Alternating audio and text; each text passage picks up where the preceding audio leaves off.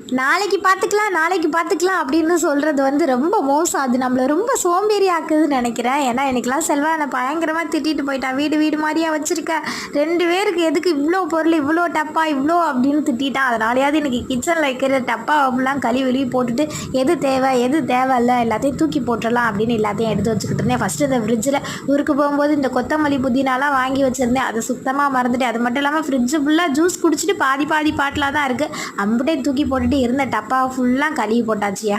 எதுக்கு தான் நானும் இவ்வளோ டப்பா சேர்த்து வைக்கிறேன்னு எனக்கே தெரியல. எதையும் கீழே போடாமல் மட்டும் சேர்த்து வச்சுருக்கேன். அப்படியே மதியம் சாப்பிட்டுட்டு கொஞ்சம் நேரம் ரெஸ்ட் எடுக்கலாம் அப்படின்னு நினச்சா ரெஸ்ட் எடுத்துகிட்டே இருப்போம். அதனால் அந்த டைமை விடக்கூடாது அப்படின்னு கிடந்த ட்ரெஸ் அப்பெல்லாம் அயன் பண்ணி வச்சுட்டு, இந்த மீன்லாம் பொரிக்கிறனால எண்ணெய் அங்கேயே ஒரே எண்ணெய் பசியாக இருக்குது அடுப்பா. அதை தோசை மாவு கொஞ்சம் மிச்சம் இருந்துச்சு, அதை வச்சு அப்படியே பல்லன்னு க்ளீன் பண்ணியாச்சு.